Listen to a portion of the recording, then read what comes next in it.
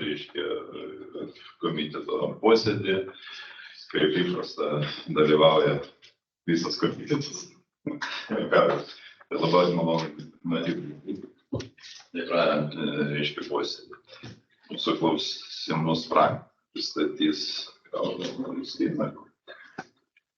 Tai šiaip pagal darbotvarkės būtent artimiausių posėdžio tarybos yra mūsų skyriaus 2 klausimai. Pirmas klausimas tai būtent dėl šalčio įstaigų, kuriems būtinas nenutrūkstamas aprūpinimas šilumos sąrašo patvirtinimo.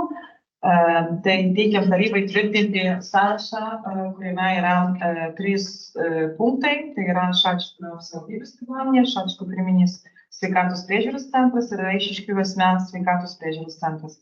Tai tie punktai, kuriems, ta prasme, jeigu atsitiks kažkas, kad tas aprūpinimas šiluma būtų nenutraukiamas, kad įstaigos būtų aprūpintos nuolatos, dėl to ateityje turbūt reikės aprūpinti savivaldybę, numatyti patys mobilias katilinės arba kitokį gal inžinerinį sprendinį surasti, bet link to einama, todėl siūloma kol kas 3 punktus.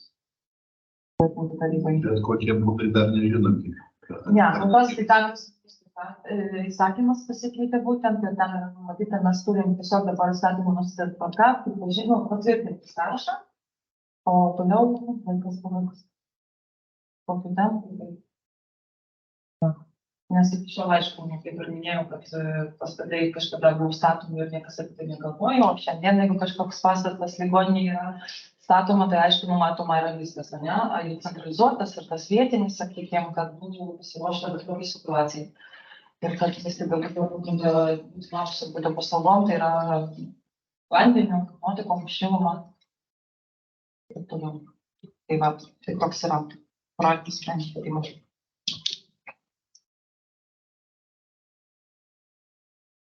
Čia yra, aišku, turim tik tai numatyti, koks tam tos šildymo alternatyvų būdas bus alternatyvus, tai jau spręsime. Taip. O kitas klausimas, tai būtent dėl praeitų posėdžių metu taryba patvirtino kapinių, tai yra teritorijų, taip sakant, kur yra kapinis, tai yra statusas kapinių, tai yra kapinis. Ir įstatymus tvarka mes turim dabar patvirtinti būtent jau sąrašą kapinių.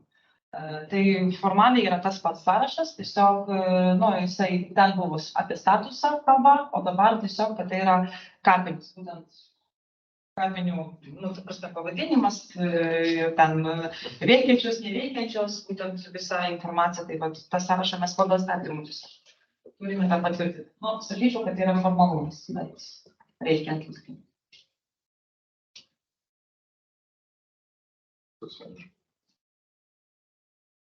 Dabar dar mūsų būtų toks, aš sakyčiau, ir klausimas dėl automobilių plovimo paslaugų, tačiau irgi, kaip ir aišku, dabar yra bus norma nustatyta 50 metų iki gyvenamųjų namų.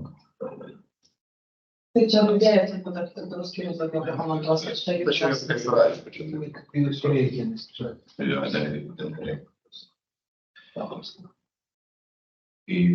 čia.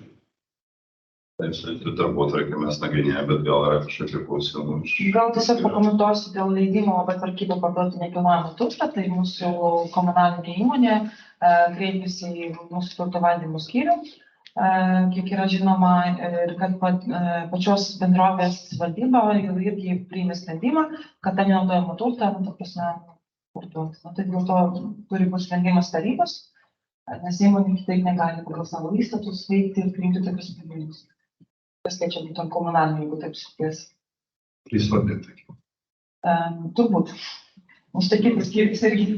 Aš tik bendrom, sakyčiau, žiniom, kiek buvo kalbėta, diskutuota, tai kad poreikis tas atsirado ir tikrai tai yra logiška.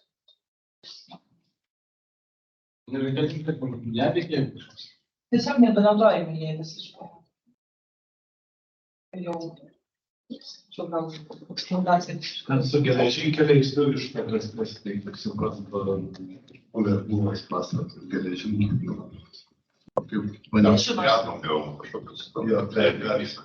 Tai pastatas pandas. Aš suprantu, kad Šiauliuose čia prie to tilto tikriausiai, kur yra geležinkelio. Geležinkelio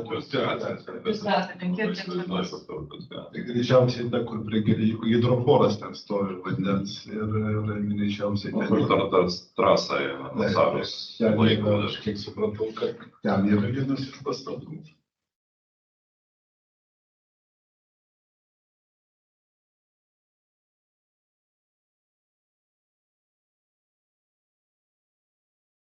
Tai kaip klausimų neturim.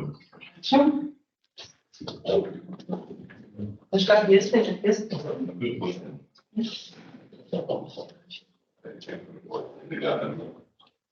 Čia